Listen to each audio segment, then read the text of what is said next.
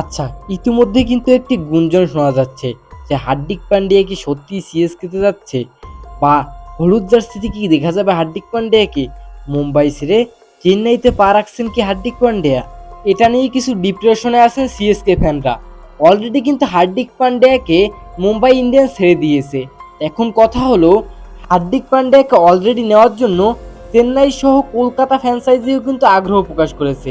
এখন দেখার বিষয় সবথেকে হার্দিক পান্ডিয়াকে প্রয়োজন এখন চেন্নাইয়ের। হ্যাঁ, হার্দিক পান্ডিয়াকে চেন্নাইয়ের প্রয়োজন এটা ঠিক আছে। কিন্তু মুম্বাই তাদের হার্দিক পান্ডিয়াকে খালি খেলে ছেড়ে দিবে না।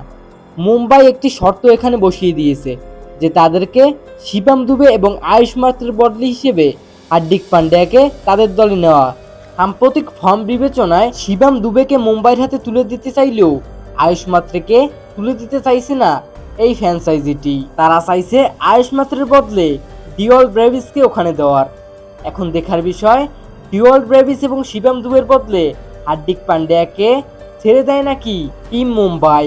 আগের বারে রাজস্থান রয়্যাল থেকে সঞ্জু স্যামসনকে এনে ছেড়ে দিয়েছিল রবীন্দ্র জাদেজার মতো অলরাউন্ডার, তাছাড়া স্যাম কারনের মতো একজন ভালো অলরাউন্ডারকে। এবার দেখার বিষয় সাম্প্রতিক ফর্ম বিবেচনায় চেন্নাইয়ের অধিনায়ক হতে চলেছেন কি হার্দিক পান্ডিয়া? বিস্তারিত মতামত জানাবেন কমেন্ট বক্সে। তাছাড়া ইতিমধ্যেই চেন্নাই সুপার কিংসের হেড কোচও পরিবর্তন হয়েছে। এখন দেখার বিষয় হেড কোচের পরিবর্তনে কে আসে নতুন হেড কোচ হিসেবে।